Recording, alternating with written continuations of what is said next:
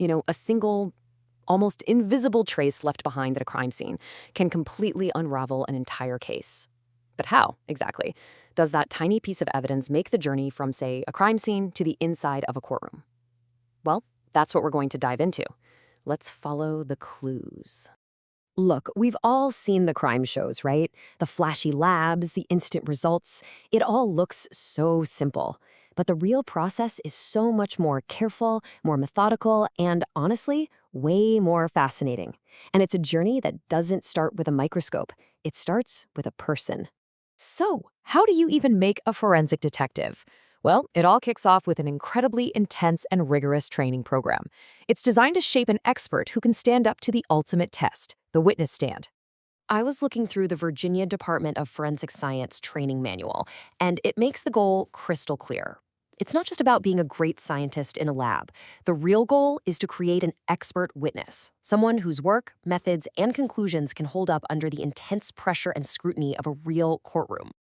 So before a trainee can even think about touching real evidence, they have to get through these final hurdles. First up, there's a formal oral exam to prove they know their stuff, technically.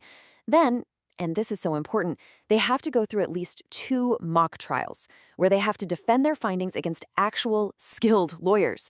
It's only after they pass these high-pressure tests that they are finally authorized to handle real cases. This is where science really learns to speak the language of the law. Okay, so once they're qualified, the real analysis can begin, and it always follows this strict 2-step logic. The very first step is all about finding a potential lead, a first clue that something might be there. These are what we call presumptive tests. The best way to think about it is like this. A presumptive test is kind of like a smoke detector. It's super sensitive, and it's designed to go off at the mere possibility of a fire, but, it can also be set off by some burnt toast. A confirmatory test, on the other hand, is the firefighter who shows up, checks everything out, and says, yep, this is definitely a fire, and here's exactly where it started. One test suggests, the other one proves. A classic example you've probably seen on TV is luminol. An investigator sprays it in a dark room, and if blood is around, the heme in it causes this chemical reaction that gives off this eerie blue glow. It's amazing for finding hidden stains, but, and this is the key thing to remember, other stuff, like bleach or rust, can make it glow too. So it's a powerful clue, but it is not a final conclusion. And that's exactly why saying something might be blood just isn't going to cut it in court. To get a conviction, you need certainty. You absolutely need that final proof. And that can only come from a confirmatory test. This right here is a perfect example. When an examiner is looking for semen, the gold standard is simple and absolute. Can you identify spermatozoa under a microscope? If you see them, it's confirmed. There's no ambiguity, no guesswork. It's a direct, positive ID. But what happens when the evidence isn't quite so clear-cut? Let's get into a case study to see how this all works when things get complicated, focusing on a piece of evidence that has its own unique challenges: a urine stain.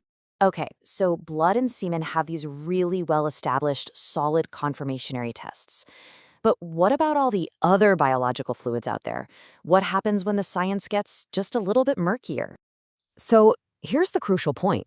With a dried urine stain, forensic scientists kind of hit a wall. The training manual itself points out that while there are plenty of ways to suggest a stain is urine, there isn't one single universally accepted test that can confirm it. And that creates a real scientific puzzle for the examiner. So what are the options on the table? Well, this chart breaks down 3 common presumptive tests. You've got the Jaffe test, which looks for creatinine. That's a waste product from our muscles. It's fast and cheap. Then there are the Urease and DMAC tests, which go after urea, the main chemical in urine. And then there are newer tests like RSID urine, which are designed to find a very specific protein called tam horsefall, which is only made in the kidneys. So, as you can see, examiners have to weigh these trade-offs between speed, cost, and of course, the risk of a false positive. And that leads to this really fascinating takeaway from an analysis of these methods. Even though a newer test like RSID urine is way more specific, the Jaffe test, which is over a century old, is often still the most practical and cost-effective choice for a lab. It's a perfect example of how real-world constraints, like budgets and caseloads, end up shaping the science that gets used. So, after all of this incredibly complex analysis, after weighing the pros and cons of all these different tests, what's the final result? Well, it all comes full circle, right back to the courtroom. All that work in the lab really boils down to three critical things: an accurate report that details every single test in its result, sound conclusions that are based purely on that data, and finally, the expert testimony that's needed to explain it all to a judge and jury. And this brings us right back to where we started. Remember those intense mock trials from the training phase?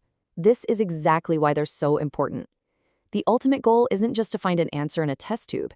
It's to document that answer perfectly in a formal certificate of analysis, and then be able to skillfully and successfully defend every single decision and result in a court of law. It's a process that demands absolute precision at every single step, from that first potential clue to the final verdict. But as science keeps advancing, maybe the biggest question isn't what we can find, but how we can prove it. The next time an invisible trace is found at a crime scene, what new tests will exist to tell its story with the kind of certainty our justice system demands?